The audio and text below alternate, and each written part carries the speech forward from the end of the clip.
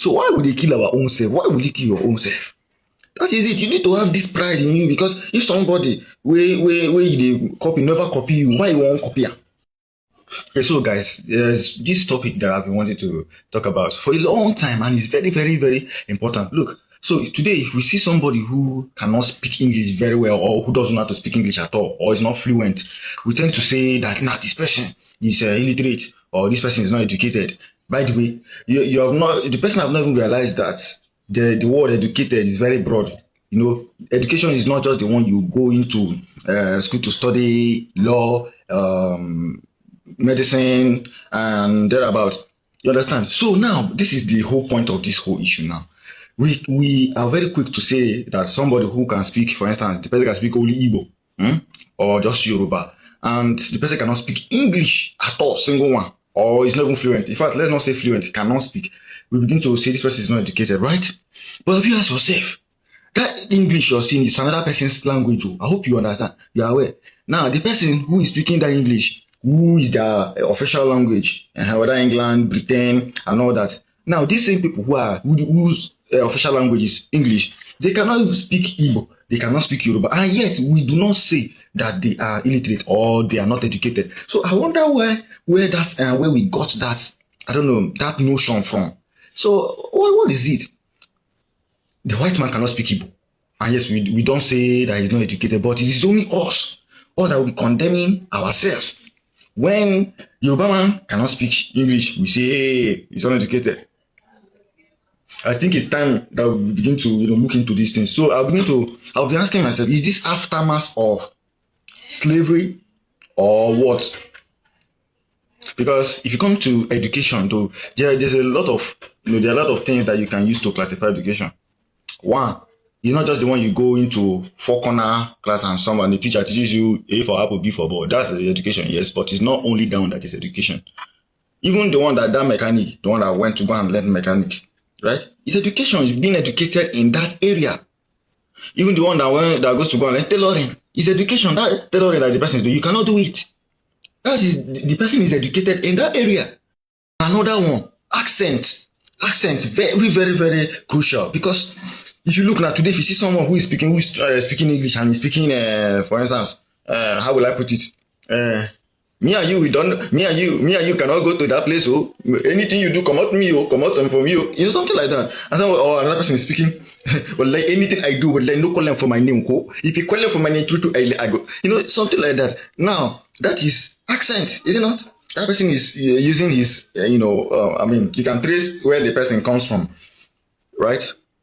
Now, when we do this, we also say that person is still uneducated or something, or is sounding Igbotic, or is sounding Yoruba. I wonder. But the white man, look, let the white man speak Igbo for you now, or let him speak Yoruba. I don't know if you listen to that song, Frank Edwards featuring Domoen.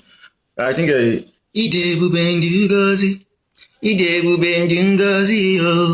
remember that song if you listen to that song, and you see when Domoen was speaking Igbo. I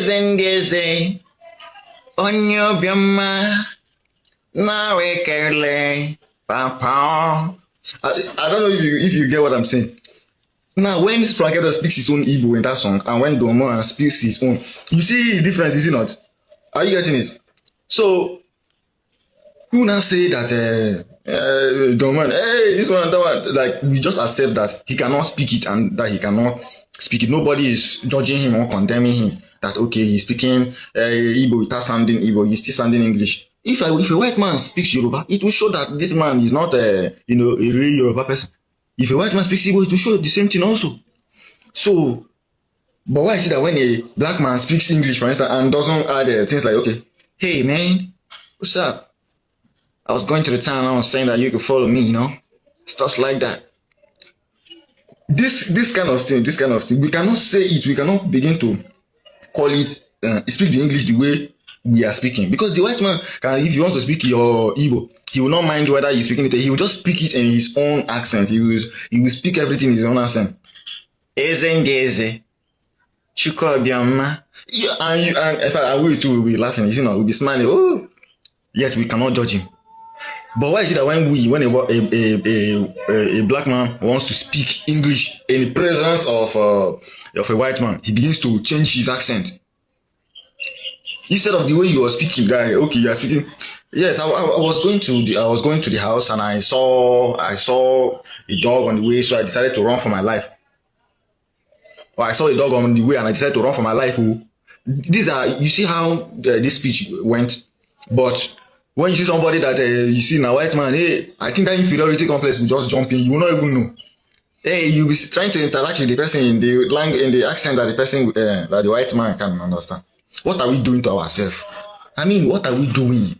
When are we going to get away from this construct, this mental prison that we have put ourselves for a long time? I wonder. Hmm? The thing that is we that's killing ourselves. When you see somebody who is not doing these things that you know that you shouldn't do, you will not say the person is uneducated or the person cannot follow along. I don't know.